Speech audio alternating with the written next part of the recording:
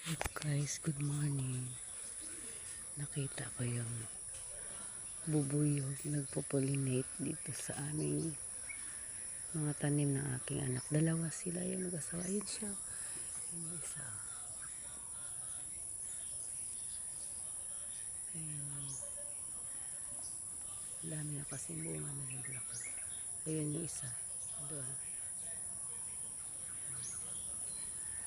Dami bunga. Ayan, mamaya.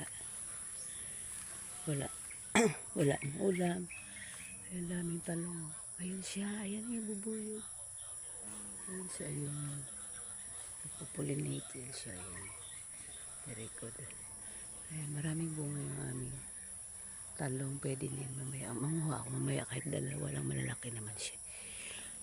Iuulam ko. Ayan. Gagawin ko ulam. Yan yung kunin ko pinakamalaki. Tsaka yung isa. Ayan. Ang dami ng bunga. Tapos namunga na rin yung aking mga niyog. Ang dami yung sili.